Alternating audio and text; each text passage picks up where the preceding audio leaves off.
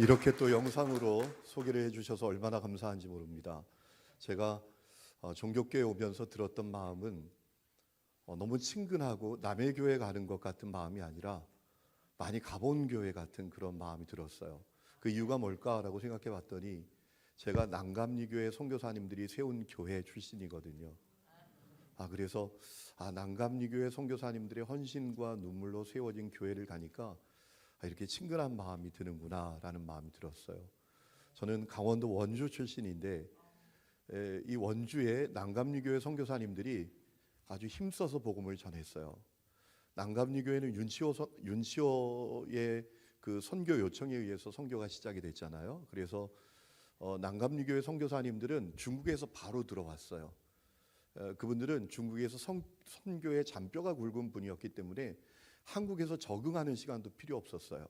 들어오자마자 저 고향에 또 원주에, 강릉에, 여주, 이천에 가서 아주 힘있게 복음을 전했거든요. 그래서 세워진 교회가 제가 원주에서 다니던 그런 교회인데, 아마 제가 알기로는 종교교회도 난감리교회 선교사님들이 세운 교회죠, 그렇죠? 그래서 우리 편 같다 이런 마음이 들더라고요. 부족한 사람을 불러주셔서 정말 감사드립니다. 저희 둘째가 지금 서울에 있는 어느 대학 경영학과를 나오고 감리교신학대학 MDB로 입학을 해서 3학기를 지금 다니고 있어요. 근데 그 아이가 6살 때인데요, 밥을 먹는데 반찬 투정을 하는 거예요. 저 얼마나 속상한지. 반찬이 너무 좋아요. 제가 야단을 쳤죠. 야, 인마 먹어. 야, 이 반찬을 가지고 네가 투정을 하는 건 양심불량 아니냐? 아빠가 너 나이 많을 때 할아버지가 사업하다 망해서 이런 반찬을 구경을 못했는데 너가 이 반찬을 가지고 투정하면 되니 먹어! 하고 눈을 부릅뜨고 야단을 쳤더니 밥을 꾸역꾸역 먹다가 한참 있다가 저를 이렇게 빤히 바라다봐요. 그래서 뭐 할 말 있어? 그랬더니 저한테 이렇게 얘기했어요. 아빠, 지나간 어두운 시절은 다 잊어버리세요 라고 하는 거예요. 얼마나 제가 깜짝 놀랐는지 몰라요. 그런데 그 아이가 벌써 자라서 대학 학부를 졸업하고 주님의 일을 하겠다고 대학원에 다니고 있어요. 그때 제가 느끼는 건 한 가지였습니다. 야, 시간이 정말 빨리 가는구나. 여러분도 느끼시죠? 오늘 성가대 우리 찬양 잘 해주셨는데 여기 보니까 시간이 정말 빨리 간다라고 느끼는 분들이 많으실 것 같아요. 찰나처럼 지나간다고 그러잖아요. 시간이. 찰나라는 시간이 불교적인 용어인데요, 실을 양쪽에 딱 잡고 칼로 턱 끊잖아요. 턱 끊어지는 그 시간의 7분의 1 되는 시간이랍니다. 얼마나 짧은 시간이에요. 근데 돌아보면 우리 인생이 그렇게 짧게 지나가잖아요. 그런데 많은 사람들이 인생이 짧아라는 사실을 모르는 사람은 없어요. 아이들도 다 알아요. 그런데 짧은 인생을 잘 사는 사람은 많지 않아요. 짧은 인생, 짧지, 인생 짧지, 이거 모르는 사람이 어디 있어요. 더 중요한 것은 짧은 인생을 잘 사는 거죠. 그럼 어떻게 사는 인생이 잘 사는 인생입니까? 여러분, 구원받지 못한 사람들 이렇게 얘기해요. 하고 싶은 거 다 해보면 되지. 원하는 거 다 가지면 되지. 그러면 잘 사는 인생이지. 그렇지 않아요. 여러분, 신자에게 있어서 잘 살고 못 살고의 기준은 하나님의 말씀인 줄로 믿습니다. 왜냐하면 하나님의 말씀이 살아계신 하나님의 말씀일 뿐만 아니라 우리 신앙과 삶의 유일한 기준, 표준이 되는 말씀이기 때문이죠. 여러분, 성경에서 어떤 인생이 잘 살라고, 잘 산 인생이라고 말하고 있나요? 여러분, 저는 이렇게 믿습니다. 주님이 원하시는 일을 하면서 사는 인생이 잘 사는 인생입니다. 주님이 원하시는 일을 하면서 사는 인생이 정말 잘 사는 인생입니다. 여러분, 주님이 뭘 원하실까요? 마가복음 16장 15절에 답이 있어요. 부활하신 예수님께서 승천하시기 전에 제자들에게 유언을 남기십니다.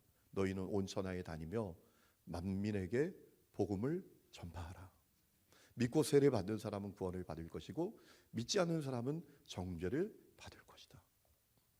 주님이 우리에게 말씀하신 것은 복음을 전하는 겁니다. 온 천하에 만민에게 복음을 전하는 거예요. 주님이 마지막 남기신 말씀이라고 마가는 우리에게 소개하고 있어요. 여러분, 사람이 마지막 남기는 이야기가 얼마나 중요합니까? 마지막 남기는 이야기를 한담하는 사람 보셨어요? 하나마나한 이야기를 하는 사람 보셨어요? 농담하는 사람 보셨어요? 아니죠. 가장 중요한 이야기, 가장 필요한 이야기 남기고 가지 않습니까? 우리 주님이 남기신 마지막 말씀은 너희는 온 천하에 다니며 만민에게 복음을 전파하라 라는 말씀이었어요. 그래서 하디 선교사님이 여기 오셨던 것이죠. 여러분, 그렇다면 여러분에게 질문 드리고 싶어요. 여러분, 복음을 전하면서 사시나요? 여러분이 교회에서 어떤 봉사하느냐, 여러분이 신앙의 연수가 얼마나 되느냐, 이 교회를 위해서 얼마나 공헌을 했느냐, 이거 여쭙는 게 아닙니다. 여러분이 이 교회에서 어떤 봉사하느냐, 그거 여쭙는 게 아니에요. 여러분이 직분이 뭐냐, 그거 여쭙는 것도 아닙니다. 여러분, 복음을 전하면서 사시나요? 우리 종교교회는 복음을 전하는 교회인가요? 이 교회 역사가 얼마냐, 이 교회 예산이 얼마냐, 이 교회 교인 수가 얼마냐, 이거 여쭙는 게 아닙니다. 종교교회는 복음을 전하는 교회냐라는 말이에요. 날마다 최선을 다해서 복음을 전하는 교회인가요? 여러분, 교회 정체성이 뭐죠? 이 교회 정체성을 바로 아는 게 대단히 중요합니다. 바른 정체성에서 바른 교회가 나오는 겁니다. 왜 교회라고 세웠는데 나중에 보니까 문화센터, 복지기관, 세상 계모임만도 못한 그런 교회가 세워지나요? 중요한 이유가 있어요. 교회 정체성이 무엇인지를 바로 알지 못하니까 교회라고 세웠는데 나중에 보면 엉뚱한 교회가 세워져 있는 거예요. 여러분, 교회 정체성은 무엇입니까? 신학교 교수가 얘기하는 정체성 말고 어떤 신학자의 어떤 견해, 주장, 이론으로 말하는 교회 말고 성경이 우리에게 알려주시는 교회의 정체성은 무엇입니까? 복음을 전하는 것입니다. 자, 계시록 11장 말씀을 보면 주님께서 요한에게 갈대를 주셨습니다. 성전을 측량하라. 성전을 측량하라라는 의미는 어떤 겁니까? 주님께서 종말의 때에 교회를 보호하신다라는 겁니다. 여러분, 우리가 산에 가보면 이렇게 철조망 쳐놓고 내 땅 출입 금지 이렇게 하는 경우가 있잖아요. 그렇죠? 주님께서 요한에게 교회를, 성전을 측량하라라고 하신 것은 어떤 의미인가 하면 주님께서 종말의 때에 교회를 보호하신다라는 겁니다. 그런데 성전 마당은 측량하지 말라라고 하셨습니다. 이방인들이 42달 동안 짓밟을 것이다 라고 했습니다. 이것은 뭘 말하는 거죠? 교회의 양면성을 이야기하는 겁니다. 주님께서 교회를 보호하시지만 반대로 교회는 종말의 때 세상으로부터 핍박받게 된다라는 겁니다. 짓밟히게 된다라는 겁니다. 그런데 짓밟혀도 여러분, 성전 마당밖에 짓밟히지 않아요. 여러분, 분명히 믿으시기 바랍니다. 교회는 사라지지 않습니다. 교회는 영원합니다. 주님께서 보호하시기 때문입니다. 그것을 알려주시고 중요한 말씀을 하셨어요. 내가 나의 두 증인에게 권세를 준다.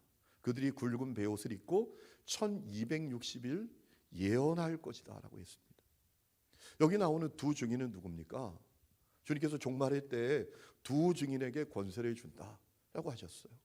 이 두 증인이 누군지를 우리가 바로 알아야 되지 않습니까? 그럼 그 다음 절에 답이 나옵니다. 이 두 증인이 두 감람나무와 두 촛대라라고 하셨습니다. 여러분, 두 감람나무는 뭘 말하는 걸까요? 교회를 말하는 겁니다. 스가랴 4장에 보면 주님께 기름 부음을 받은 두 사람이 나오죠. 스룹바벨과 여호수아입니다. 스룹바벨은 총독입니다. 통치권을 가진 사람이에요. 여호수아는 대제사장입니다. 축복하는 사람이에요. 여러분, 그것을 연상시킵니다. 그러니까 이 두 감람나무는 무엇을 의미하는가 하면 교회에 주신 두 가지 사명을 연상시키는 거예요. 여러분, 교회는 세상을 통치하는 권세가 있고 세상을 축복하는 권세가 있는 것을 믿으시기 바랍니다. 여러분, 교회가 세워지면 세상의 통치가 일어납니다. 엉망인 지역에 교회 하나 잘 세워지면 거기 질서가 생기고 거룩이 시작되고 희망이 시작되는 역사가 있는 줄로 믿습니다. 여러분, 종교교회가 그 사명을 감당해 오셨잖아요. 그렇죠? 선교사님이 여기 와서 여러분 캐롤라이나 학당부터 이 종교교회가 시작이 된 거 아세요? 제가 어떻게 이렇게 잘할까요? 대학원에서 역사신학을 전공했거든요. 여러분 정말 흑암이 캄캄한 저주받은 땅과 같은 이 땅에 교회 하나 세워지니까 이 서울이 달라졌잖아요. 교회는 또 세상을 축복하는 권세가 있어요. 이 두 감람나무 교회를 말하는 거라고요. 또 두 촛대라라고 했잖아요. 여러분 계시록에서 촛대는 뭘 말하죠? 뭘 상징하죠? 계시록엔 상징으로 가득해 있잖아요.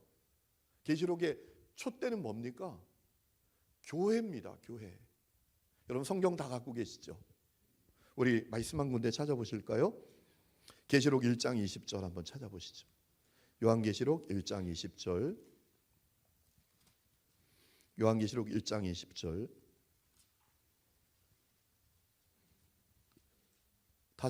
다 찾으셨으면 아멘. 아직 못 찾은 분이 계시죠? 요한계시록 1장 20절. 우리 다 같이 읽습니다. 시작. 내가 본 것은 내 오른손에 7별의 비밀과 또 7금 촛대라. 7별은 7교회의 사자요 7촛대는 7교회니라. 자, 7촛대가 뭐라고요? 교회라고. 여러분 계시록에서 촛대는 교회를 말합니다. 그래서 주님께서 내가 두 증인에게 권세를 준다. 이 두 증인이 촛대라고요. 촛대가 뭐라고요? 교회입니다. 주님께서 종말의 때에 교회에 권세를 주신다라는 겁니다. 엄청난 권세입니다. 놀라운 권세입니다. 그런데 그 권세를 왜 주십니까? 뭐라고 말씀하시죠? 그들이 굵은 베옷을 입고 1260일을 예언해야 하기 때문이다라는 겁니다. 굵은 베옷을 입는다라는 것은 어떤 의미입니까? 사람들이 회개하도록 하는 사역을 의미하는 거예요. 그러니까 전도의 사역을 하도록 한다라는 겁니다. 1260일은 얼마의 시간인가요? 3년 반 정도 되는 시간입니다. 7년의 절반 되는 시간입니다. 7년의 절반 되는 이 3년 반의 시간은 어떤 시간을 의미하죠? 주님의 초림부터 주님의 재림까지의 시간을 의미하는 겁니다. 여러분 주님이 오시고 교회가 시작이 되지 않았습니까? 그러니까 이 1260일이 교회가 복음을 전하는 사역을 해야 된다라는 것은 어떤 의미인가 하면 주님이 오셔서 교회가 세워진 그때부터 주님이 다시 오실 때까지 교회는 복음을 전하는 사역을 해야 한다라고 주님이 요한에게 알려주신 거예요. 이 믿음이 여러분에게 있기를 축원합니다. 7년이 어떤 시간입니까? 창조부터 완성까지의 시간이죠. 하나님 세상을 창조하셨어요. 그런데 인간이 전적으로 타락했습니다. 하나님께서 이 인간을 구원하는 구원의 역사를 이루어 가시는데 예수님의 다시 오심으로 그 구원의 사역이 완성이 되잖아요. 여러분 3년 반은 이 7년의 절반의 시간입니다. 주님이 오셔서 초림하셔서 교회가 세워진 그때부터 주님이 다시 오실 그때까지 교회는 복음을 전하는 사역을 해야 한다라고 주님께서 알려주신 거예요. 자, 이 말씀을 통해서 교회의 정체성이 뭐냐에 대한 우리는 중요한 답을 얻게 됩니다. 교회의 정체성은 뭡니까? 복음을 전하는 공동체입니다. 한번 따라합시다. 교회의 정체성은 복음을 전하는 공동체다. 저는 이 사실을 우리가 분명히 아는 것이 너무나 중요합니다. 여러분, 이 정체성을 바로 알지 못하면 일어나는 비극이 있습니다. 어떤 비극이 일어날까요? 교회 안에 있는 많은 사람들이 은혜의 소비자로만 살아가고 마는 겁니다. 은혜의 소비자로 산다는 게 뭡니까? 은혜를 받기만 하지 나누어 주지 않는 거예요. 여러분, 교회 안에 있는 성도들이 은혜의 소비자로만 살아가기 때문에 일어나는 문제가 뭘까요? 은혜의 분배 불균형이 일어납니다. 이건 정말 심각한 거예요. 여러분, 사람들은 부의 분배 불균형이 문제라고 여깁니다. 심각한 문제라고 여깁니다. 그래서 어떤 사람 머리에 띠를 띠고 거리 가서 외치는 사람도 있습니다. 제가 성북동에 삽니다. 저희 교회 이름이 예전에는 삼선교회였습니다. 교회를 건축하고 예배당 이름을, 교회 이름을 성도들이 좀 바꾸재요. 그래서 하늘이음교회라고 이제 성도들의 공모를 거쳐서 바꾸게 됐어요. 전에는 삼선교회 들어본 분이 계신가요? 네, 아유 감사합니다. 제가 성북동에 사는데요. 저 성북동에서 더 북쪽으로 올라가면 미아동, 기름동이 있습니다. 거기 천지개벽이 일어납니다. 요즘 와 뉴타운이 생기는데요. 이름만 대도 아는 그 유명 아파트들이 얼마나 생기는지 제가 깜짝 놀란 적이 있습니다. 거기 20몇 평짜리 아파트가 12억이래요. 감사해요. 놀라주시는 분이 계셔서. 저는 그런 생각이 들어요. 아니 12억이 어디 있지? 어떻게 그런 집을 사지? 30평이 넘는 건 15억이 넘는데요. 이야, 정말 우리나라가 부의 분배 불균형의 문제가 심각하구나. 그런데 여러분, 부의 분배 불균형보다 더 심각한 문제가 있습니다. 은혜의 분배 불균형이에요. 왜? 은혜는 한 사람의 영혼을 결정짓기 때문입니다. 십자가 복음의 은혜는 한 사람의 영혼을 결정짓습니다. 십자가 복음의 은혜를 알면 영생이지만 십자가 복음의 은혜를 모르면 영벌로 가는 겁니다. 인생은 돌고 도는 게 아니잖아요. 끝을 향해 가고 있잖아요. 은혜를 모르면 멸망으로 끝나게 되는 겁니다. 그렇기 때문에 부의 분배 불균형보다 더 심각한 문제는 은혜의 분배 불균형이에요. 오늘 많은 사람들이 은혜를 받기만 해요. 주일에도 받아요. 수요 예배 때도 받아요. 뭐 속회 예배 때도 받아요. 부흥회 때도 받아요. 성가대 하면서도 받아요. 요즘은 유튜브를 통해서도 뭐 은혜를 받으려고 하면 얼마나 은혜를 받는지 몰라요. 그런데 문제는 은혜를 받기만 하지 나누어 주지 않는 거예요. 흘러보내지 않는 거예요. 그러니까 어떤 일이 일어나죠? 은혜를 받는 사람은 그렇게 은혜를 받고 살아가는데 태어나서 한 번도 은혜를 못 받는 사람은 태어나서 한 번도 은혜를 못 받고 죽어 멸망의 길로 가는 겁니다. 문제는 그것이 비단 성도들만의 문제만이 아니죠. 저는 감리교신학대학을 졸업하고 저 충청북도 충주시 주덕읍 삼청리 977-5번지에 있는 삼청교회라는 교회에 부임을 했어요. 가보니까 성도들이 너무 어렵게 살아요. 이유가 있더라고요.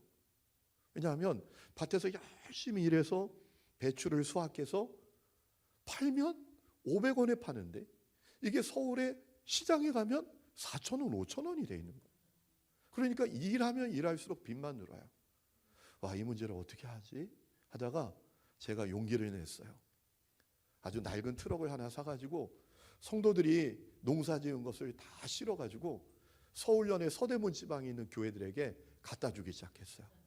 여성교회원들하고 이렇게 자매 결혼을 맺어가지고 창천교회, 대신교회, 북성교회, 홍제교회, 아영교회, 아현중앙교회 이런 교회들에게 제가 갖다 주는 거예요. 그러니까 어떤 일이 벌어지죠? 도시에 있는 성도들은 좋은 물건을 좀 저렴하게 살 수 있고 농촌에 있는 성도들은 훨씬 좋은 가격의 물건을 팔게 되는 거예요. 저는 그것이 교회를 사랑하고 성도들을 사랑하고 주님을 사랑하는 것인 줄 알고 열심히 했어요. 그리고 한 4년 정도 지나니까 제가 목사가 돼 있잖아요. 그러던 어느 날이었어요. 새벽기도 끝나고 사택에서 쉬고 있는데 누가 와서 문을 막 두드려요. 현관문을. 그래가지고 누가 왔나 하고 이렇게 나가봤더니 아주머니 두 분이 이렇게 가방을 들고 오셨더라고요. 그분들하고 이렇게 얘기를 하다 보니까 이분들이 여호와의 증인이에요. 교회 언덕 위에 교회가 있고 그 아래 사택이 있으니까 교회 사택인지 모르고 이분들이 찾아온 거예요. 제가 그분들이 여호와의 증인이라는 사실을 알고 회심의 미소를 띄었죠. 나는 목사고 그분들이 여호와의 증인이잖아요. 제가 씩 웃으면서 아이고 잘못 오셨어요. 저는요 저기 언덕에 있는 교회 목사고요. 여기는 목사 사택이에요. 저는 그렇게 얘기하면서 그분들이 제가 그 얘기를 할 때 좀 이렇게 기가 죽을 줄 알고 위축될 줄 알았는데 눈을 동그랗게 뜨고 저한테 뭐라 하냐면 목사가 더 똑바로 들어야 된다는 거예요. 그리고 안 가는 거예요. 안 가요, 안 가. 제가 막 야단을 쳐가지고 보냈어요. 그리고 딱 돌아서서 방으로 가는데 영화 필름이 쫙 지나가는 것처럼 지나간 시절이 지나가면서 제가 두 가지 사실을 깨닫게 됐어요.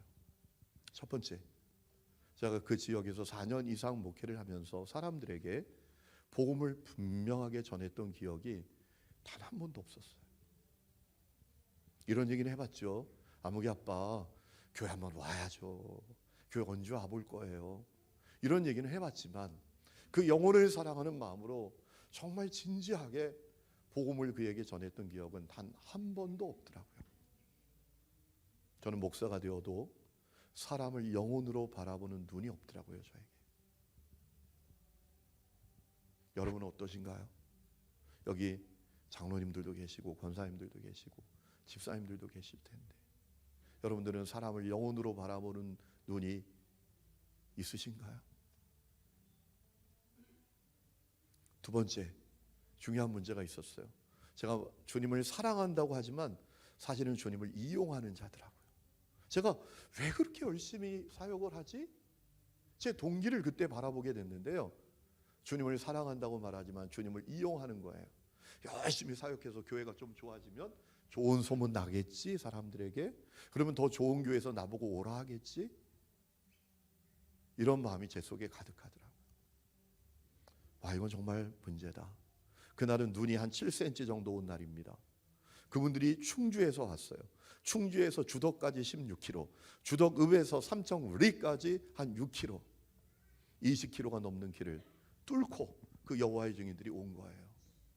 그리고 집집마다 찾아다니면서 그 잘못된 이단을 전파하는데, 와, 정말 나는 문제구나, 이 사실을 깨닫게 되었어요.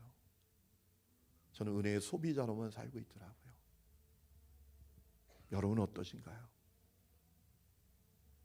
여러분, 톰 라이트라는 영국의 유명한 구약 신학자가 했던 유명한 이야기가 있습니다. 한번 따라할까요? 당신이 구원받았다는 사실에 심취해서 당신이 무엇을 위해서 구원받았는지 절대로 잊지 마십시오. 당신이 구원받았다는 사실에 감격해서 당신이 왜 무엇을 위해서 구원받았는지 절대로 잊지 마십시오. 여러분, 주님께서 우리에게 원하시는 것이 있습니다. 복음을 전하는 것, 잃어버린 영혼을 구원하는 거예요. 여러분, 이 일을 위해서 우리에게 필요한 게 있어요. 이 말씀 드리고 마치려고 해요. 40분만 하는 거죠, 목사님, 그렇죠? 네. 더 교인들이 싫어하세요. 부목사님 그런 얘기 함부로 하시면 안 돼요. 담임 목사님이 하시면 몰라도. 여러분, 우리가 은혜의 소비자가 아니라 공급자로 살아야 합니다. 그 은혜가 오늘 여러분에게 열릴 수 있기를 축원합니다. 그러기 위해서 우리에게 필요한 게 있어요. 저는 책에 있는 얘기 하지 않습니다. 제가 사역을 하고 지금까지 지내오면서 느꼈던 걸 여러분에게 말씀을 드릴게요. 우리가 은혜의 소비자가 아니라 공급자로 살려면 굳어져 있는 고정관념을 깨트려 버려야 돼요. 전도에 대해서 우리에게 딱딱하게 굳어져 있는 우리 마음의 고정관념이 있어요. 그거 박살내야 돼요. 4가지 고정관념이 있더라고요. 첫 번째, 이런 고정관념이 있어요. 전도는 한 번에 되는 게 아니라 긴 과정이 필요해. 여러분도 그런 생각하고 계시죠? 어떤 분은 그래요. 목사님이 전도 좀 하라 가라 했더니 목사님께 막 따졌대요. 목사님 가서 한 번 전도한다고 전도가 됩니까? 뭐 이렇게 따진 분도 있대요. 고정관념이에요. 여러분, 이렇게 생각해 보세요. 전도가 긴 과정으로만 되는 거라면 우리는 한 200년, 300년은 살아야 돼요. 그래야 오늘 만난 사람 또 만날 가능성이 있는 거죠. 여러분, 우리가 오늘 만나고 또 못 만날 사람이 얼마나 많나요? 그렇지 않아요? 전도가 긴 과정으로만 되는 거라면 우리는 300년, 400년을 살아야 돼요. 그래야 오늘 만나고 언젠가 또 그 사람을 만날 기회가 생기지 않겠습니까? 여러분, 그거 고정관념이에요. 전도는 긴 과정이 필요해요. 섬김이 필요해요. 씨앗을 심고 양분을 주고 물을 주고 햇빛을 쬐우고 이 과정이 필요합니다. 그걸 부정하는 게 아니에요. 그런데 한 번 해도 돼요. 제가 부산에 사역할 때 정만수라는 장로님이 계셨는데 이분이 어느 날 이런 생각을 하는 거예요. 야, 내가 교회 장로가 돼가지고 1년에 전도 한 명 못하고 이건 진짜 아니잖아. 그래서 이분이 어떤 마음을 가졌는가 하면 그날 이렇게 평상시에 모이는 모임이 있었어요. 그 모임에 나가면서 어떤 마음을 가졌냐 하면 내가 오늘 내 앞에서 밥 먹는 사람에게 내가 전도를 한다. 이 마음을 갖고 갔어요. 그래서 자기 앞에 밥 먹는 자매가 이경희라는 자매였어요. 그 자매에게 이분이 전도를 한 거예요. 아니, 사실은 내가 교회 다녀요. 예수 믿어요. 내가 교회 장로예요. 예수 믿으니까 너무너무 좋아요. 행복하고요. 예수님 믿어보세요. 라고 했더니 이분이 나 좀 한번 진짜 예수 믿어보겠다라는 거예요. 그 앞에 있는 분이 너무나 놀라운 일이 일어났잖아요. 알고 보니까 어떤 일이 있었는가 하면 이 자매 집안에 우환이 있어요. 가족들이 다 풍으로 쓰러져요. 자기 남동생도 풍으로 쓰러져서 죽었어요. 자기 여동생도 이정희라는 자매인데 일본에서 잘 나가는 사업가인데 어느 날 갑자기 풍이 와서 반신불수가 됐어요. 일본이 재활치료 잘하는데요. 일본에서도 가망이 없어서 언니 집에 한국으로 돌아와가지고 집에 우두커니 있었어요. 자기는 밤에 잠을 못 잡니다. 잠만 자려고 하면 가위가 눌려가지고 그래서 뭐 전국에 유명하다는 사찰들 다 돌아다니면서 뭐 몇 천만 원 주고 달마도를 그려가지고 집에 갖다 놓고 신주 딴지 놓고 그래도 이 문제가 해결이 안 돼요. 그런 상황이 있는 거예요. 그런데 이 장로님이 정관수 장로님이 예수 믿으시라고 그랬더니 이분이 귀가 확 열리는 거예요. 그래서 이경희 자매가 이제는 집사님이 되셨어요. 교회 나왔는데요. 교회 나오는 그 주간에 12명이 따라 나왔어요. 그 성도님하고 가족들, 형제들, 그 가족 형제들의 자녀들까지. 나중에 집사님이 되고요. 제가 그 집에 신방 가서 신주단지 달마도 다 꺼내서 깨트리고 불태우고 예배드리고 그 다음에 잠만 자러 오고 이정희 자매도요 몸이 회복이 되는 거예요. 그래서 희망을 가지고 다시 일본으로 재활치료 받으러 돌아가고 이런 역사가 일어났어요. 한 번에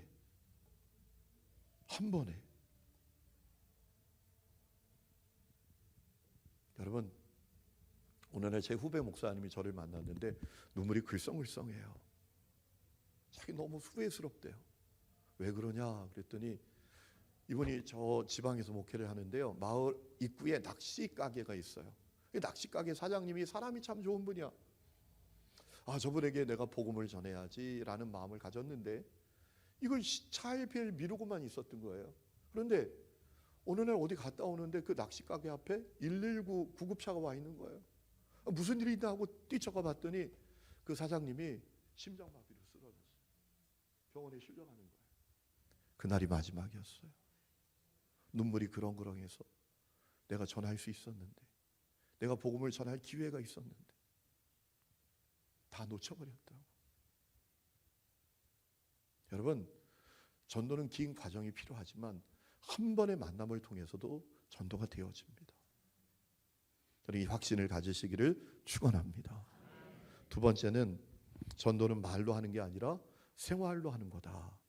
이런 고정관념을 갖고 있어요. 여러분 착한 생활은 성도의 기본인 거 아시죠? 왜? 십자가의 복음은 능력이니까. 고린도전서 1장 18절에 십자가의 복음이 십자가의 도가 세상 사람들에게 미련한 것으로 보이지만 하나님의 사람들인 우리에겐 능력이라고 했잖아요. 도대체 복음은 어떤 능력이 있는 겁니까? 사람을 변화시키는 능력이 있잖아요. 십자가 복음을 제대로 만나면 사람이 바뀝니다. 못된 사람이 착한 사람으로 바뀝니다. 여러분 그러니까 착한 생활은 구원받는 성도의 기본입니다. 그리고 전도는 그것 플러스 말로 하는 거예요. 왜 그럴까요? 중요한 이유가 있어요. 말을 해야 알 수 있으니까. 그 사람의 영적인 상태, 신앙의 내력을 말해야 알 수 있으니까요. 여러분 한번 제가 여쭤볼게요. 아파트에 사시는 분 한번 손 들어보실래요? 아파트에 많이 사시네요. 내리세요. 아파트에 사는데 우리 아파트에는 엘리베이터도 있어요. 한번 손 들어보실래요? 이렇게 많네요. 여러분 엘리베이터 타면 뭐 하세요? 어떤 분은 공부를 해요. 이렇게 판때기에 있는 페리카나 양념치킨 856에 1, 2, 3, 4 어제도 읽고 오늘도 읽고 어떤 분은 옆에 있는 분을 연구해요. 이렇게 훑어보면서 저 백은 어디서 샀을까? 저 피부는 어디서 관리를 받았을까? 어떤 분은 엘리베이터만 타면 묵상에 들어가요. 딱 팔짱 끼고 이렇게 하지 않고 뭐 해야 되죠? 옆에 있는 분에게 쑥스러워도 안녕하세요. 인상이 별로 안 좋아도 인상이 참 좋으시네요. 혹시 예수님 믿으세요? 교회 나가세요? 이렇게 물어봐야 되거든요. 그럼 반응이 와요. 어떤 분은 갑자기 머리를 긁으면서 아이고 제가 군대에 있을 때 세례도 받았는데요. 어떤 분은 우리 형님이 목사인데요. 어떤 분은 내가 10년 동안 방학하고 있는데요. 어떤 분은 우리 시어머니가 권사님이라서 저보고 그냥 예수 믿어야 된다고 그렇게 말을 계속 하는데요. 어떤 분은 예수요? 나한테 교회 얘기도 하지 마세요. 아유 재수 없어. 이런 반응이 오거든요. 그러면 아 이분은 군대에 있을 때 세례 받은 분이구나. 아 이분은 청년 때 청년회장까지 했던 분이구나. 이분이 형님이 목사구나. 이런 분을 알고 그분들을 위해서 기도하고 그분들에게 김치 하나 나누고 멸치 하나 나누고 이러면서 전도가 되는 거잖아요. 근데 우리는 말은 안 해요. 제가 우리 성가대 지휘자님이시죠. 여쭤볼게요. 이렇게 사람을 딱 보기만 해도 아시죠? 이분은 장로님이구나. 정말요? 몰라요. 몰랐어. 이 밖에서 교회 안에서 말고 모르죠, 그죠? 얼굴만 봐도 이분이 형님이 목사구나. 아세요? 몰라요. 뭐 어떻게 해야 되죠? 물어봐야 돼요. 인사하고 안녕하세요. 뭐 멀리 갈 것도 없어요. 내가 사는 아파트에서 엘리베이터 탔을 때. 여러분 전도를 잘하는 사람은 뭐 특별해서 하는 게 아니에요. 물어봐서 하는 거예요. 물어봐서. 아 내가 이분 시어머니가 권사님인데 그렇게 교회 나가라 해? 자기도 나가야 되겠다는 마음이 있어? 어이구 이게 웬일이야. 그분 위해서 기도하기 시작하고 섬기기 시작하고 그러면서 전도가 되는 거잖아요. 근데 우리는 말을 안 해. 여러분 착한 생활은 성도의 기본이고요. 전도는 말로 시작이 되는 거예요. 이제 여러분이 입술을 여시기를 축원합니다. 세 번째 고정관념이 있어요. 뭘까요? 말하는 건 대단히 부담스러운 일이다. 정말 부담스럽죠. 제가 오늘 권사님으로부터 들은 얘기인데요. 제가 사역하던 교회인데 이분이 그래요. 목사님 제가 정말 부끄러워요. 왜냐하면 자기는 말을 하는 게 어렵대요. 그래서 제가 부산에 사역하던 교회 뒤에 뒷산이 있거든요.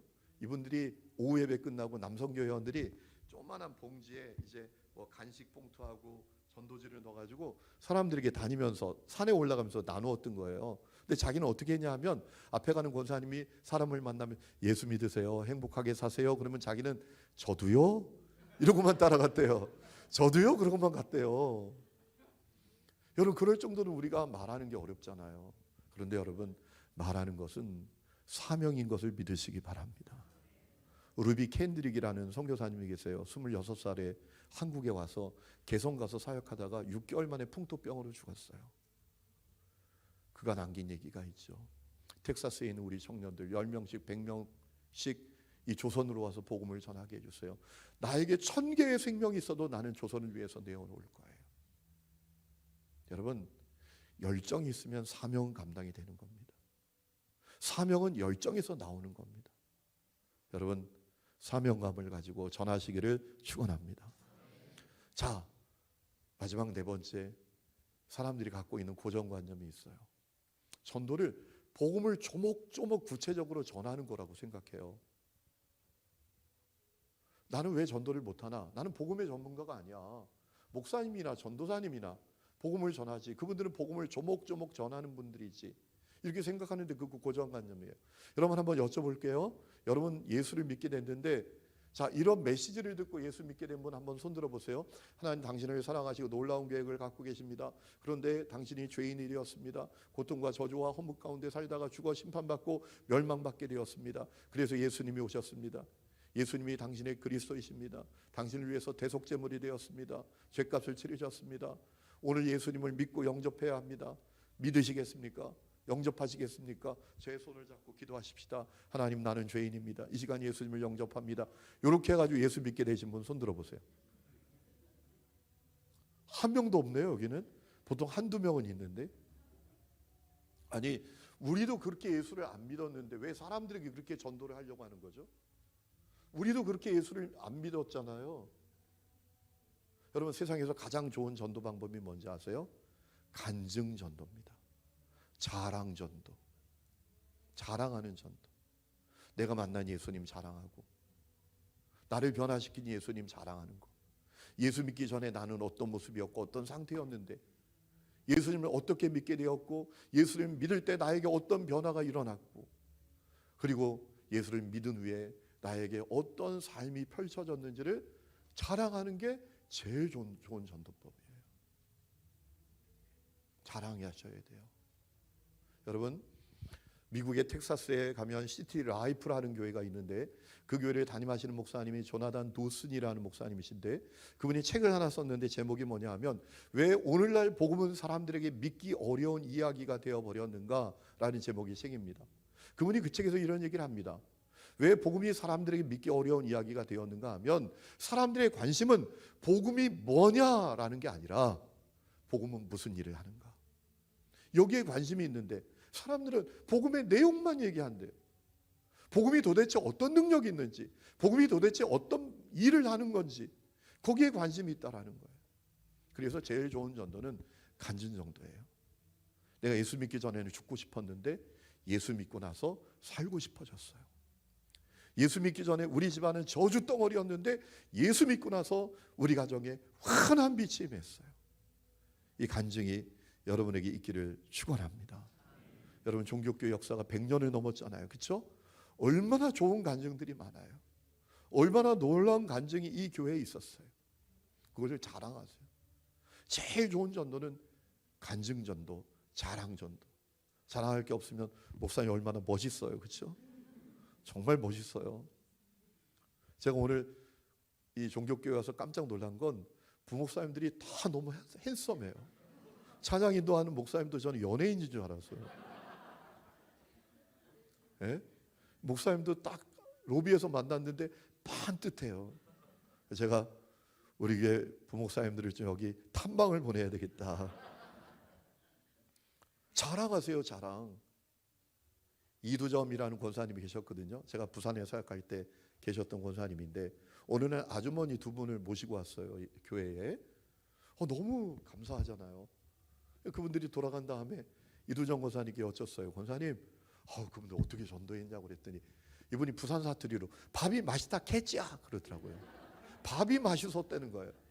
밥 맛있었다고 그랬더니 이분들이 밥 먹으러 왔다가 예배 드리고 들을만한 거예요.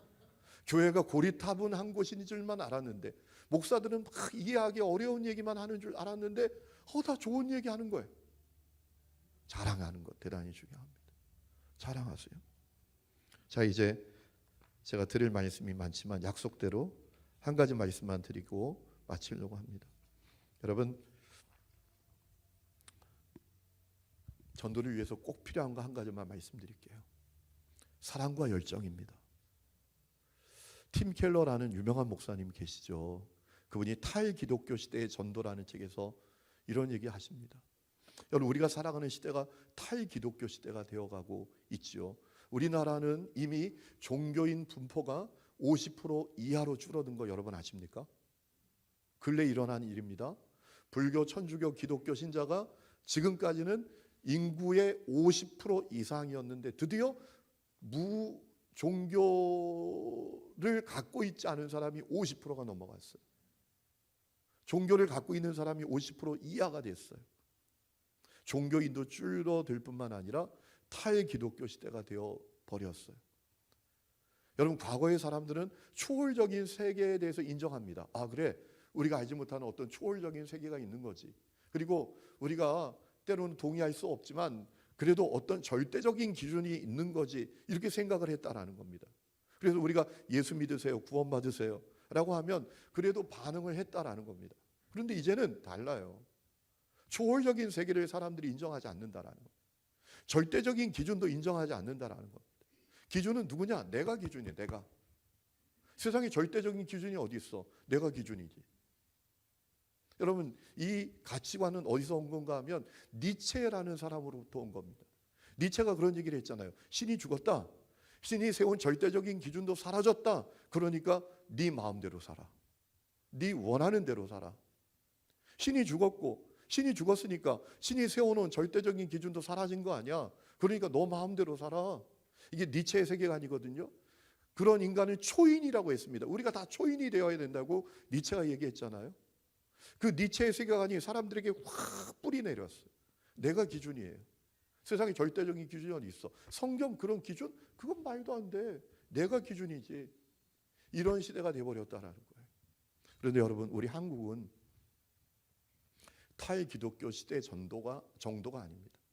반기독교 사회가 돼버렸어요. 그래서 사람들이 기독교를 개독교라고 부르기를 서슴지 않잖아요.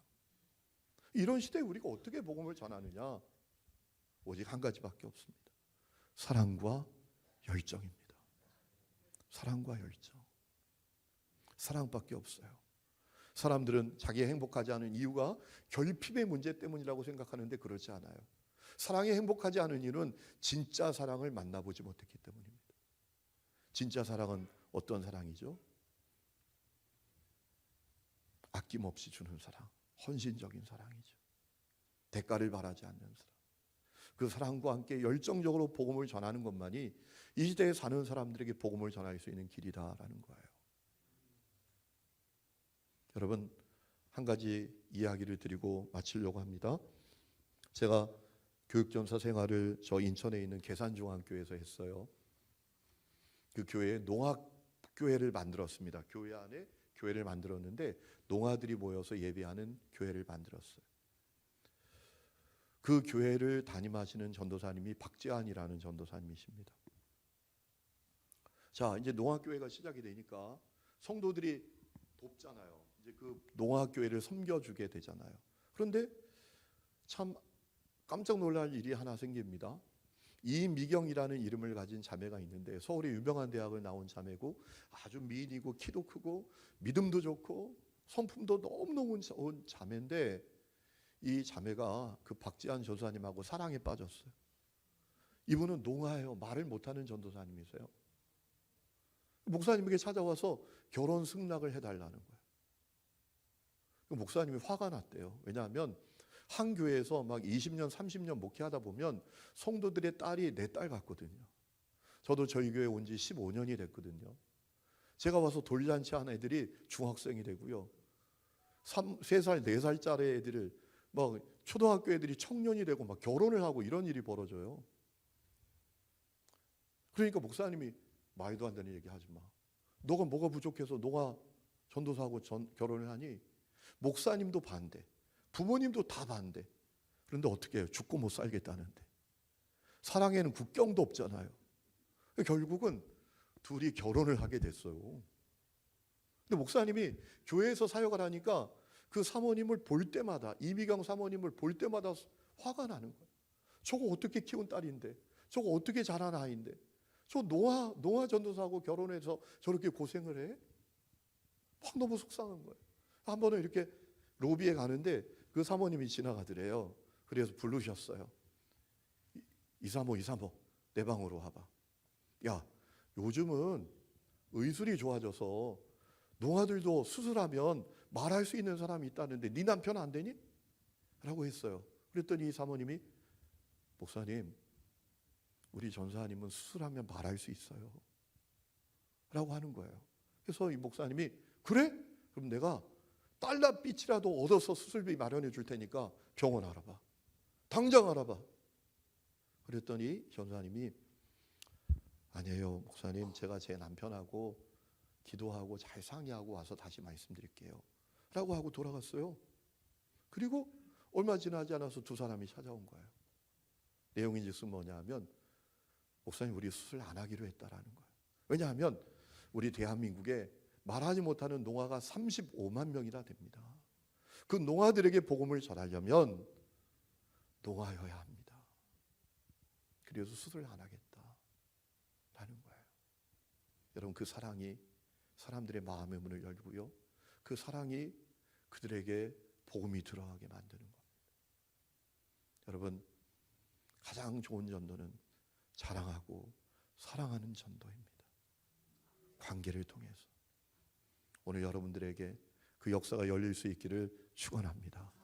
그래서 3월 31일에 여러분의 그 사랑과 섬김과 열정을 통해서 주님께 돌아오는 수많은 사람들이 우리 종교교회에 가득하게 되기를 주님의 이름으로 축원합니다. 하나님 아버지, 은혜를 감사합니다. 우리 종교교회 사랑하셔서 이번에 하나님 서울연회에서 진행하는 3.3.1 총력전도에 함께하게 해주신 것 감사합니다. 하나님 아버지, 교회 공동체 가운데 주님의 마음을 부어주신 것 감사합니다. 하나님 아버지, 우리에게 있는 고정관념을 다 깨트리고 주님의 마음으로 사랑하며 하나님 열정을 다해서 복음을 전할 때 수많은 사람들이 주님께 돌아오는 은혜를 허락하여 주시옵소서. 예수님의 이름으로 기도했습니다. 아멘.